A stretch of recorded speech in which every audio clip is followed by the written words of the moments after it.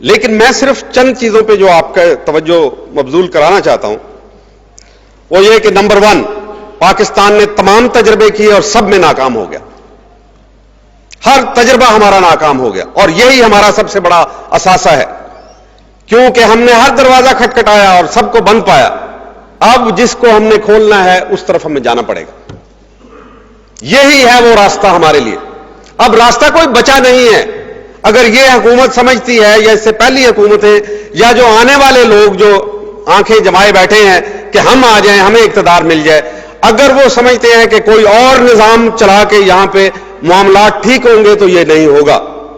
آپ نے capitalist economy آزمائی، آج مارکیٹ اکانومی کے دھکے کھا رہے ہیں.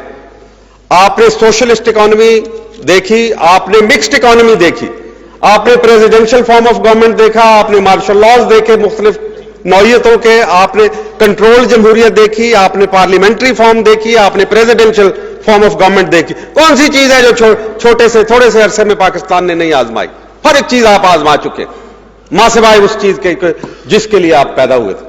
تو اب تو وقت آ گیا ہے کہ اس کو آزمانے کا. ایک تو ناکامیاں جو ہیں وہ بذات خود آپ کو دھکیل رہی ہیں اس طرف، اور اب آپ کے پاس کوئی راستہ بھی نہیں رہ گیا. دوسری بات یہ ہے کہ اگر آپ نظام لاتے ہیں تو پھر جو مقابلہ ہوگا اس کے لیے اللہ تعالیٰ نے آپ کو مسلح کر دیا ہے.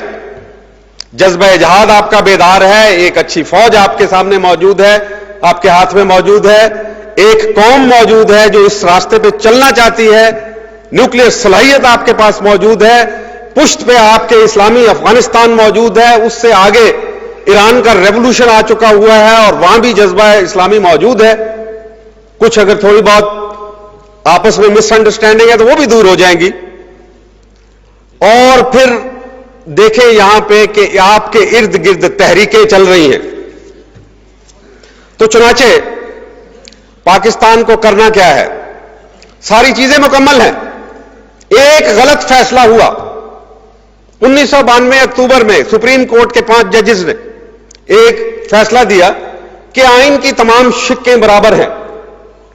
یہ ایک مقدمہ لے کے گئے تھے ہمارے کچھ دوست 1992 اکتوبر میں کہ قرآن و سنت کو سپریم لا قرار دیا جائے.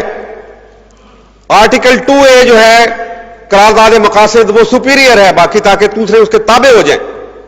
تو وہ کہا گیا نہیں جناب، Anglo Saxon interpretation of law یہ ہے، کانسٹیٹیوشنل انٹرپریٹیشن، کہ تمام شقیں جو ہیں ان کی مساوی حیثیت ہے، اور یہیں پہ بیڑا غرق ہو گیا. آج آپ کے پاس وقت ہے.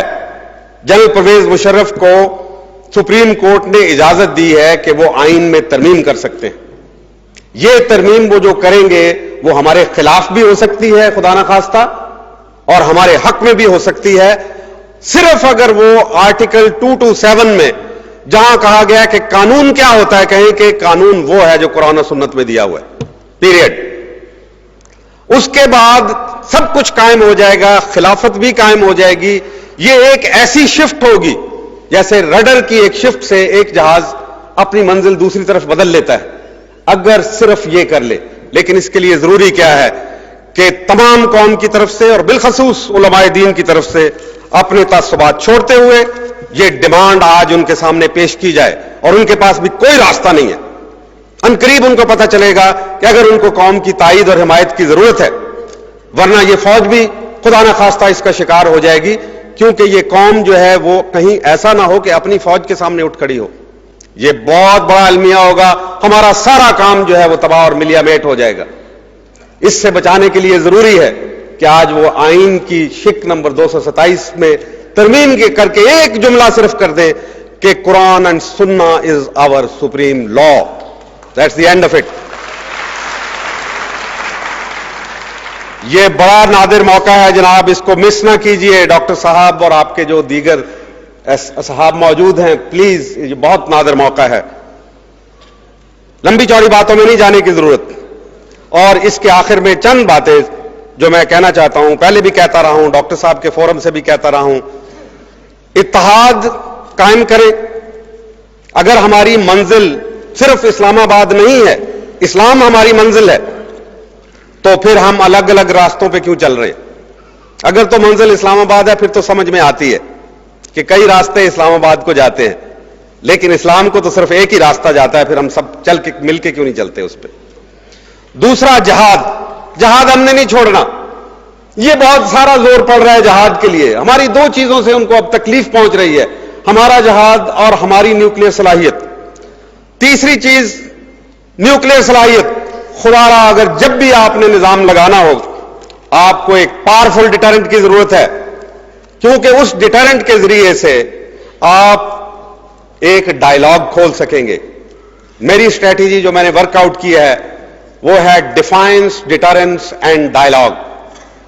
ان کے ناجائز مطالبات کو انکار کر دے، مزاحمت کریں اس کی، چاہے وہ IMF ورلڈ بینک کے ہوں، چاہے NGOs کو ہمارے اوپر نافذ کرنے کے ہوں، چاہے افغانستان کے اوپر پابندیاں لگانے کے ہوں، چاہے آج ہی کل یورپین امبیسڈرز کا بیان آیا ہوا تھا جو رپورٹیں بھیجی ہیں کہ یہاں پہ مذہبی قوتوں کے خلاف حکومت نرم رویہ ترک کر دے اور اس کے اوپر ان پہ چڑھ دوڑے، مدرسوں کے خلاف ہو یا کسی اور کے، مزاحمت کریں اس کی. یہ ناجائز مطالبات ہیں. نمبر 2 ڈیٹرنس، جہاد کی شکل میں، متحد قوم کی شکل میں اور نیوکلیئر صلاحیت کی شکل میں. یہ ہمارا ڈیٹرنٹ موجود ہونا چاہیے کہ تم اگر ہاتھ لگاؤ گے تو پھر نتائج بھی تم اس کے بھگتو گے. اور آخری بات یہ ہے کہ ہم تو ان کے ساتھ ڈائلاگ چاہتے ہیں، مکالمہ چاہتے ہیں. یہودیت اور صہیونیت کے ساتھ، عیسائیت کے ساتھ ہمارا ٹکراؤ نہیں ہے. ہم تہذیبوں کا ٹکراؤ نہیں چاہتے، ہم تہذیبوں کا ملاپ چاہتے ہیں. اسلام ملانے والی چیز ہے، تقسیم کرنے والی چیز نہیں ہے. لہذا ہمارے ساتھ مکالمہ کرو، جیسا کہ اللہ تعالیٰ نے خود فرمایا، آؤ نا اس کلمے کی طرف جو ہم سب کے درمیان مشترک ہے.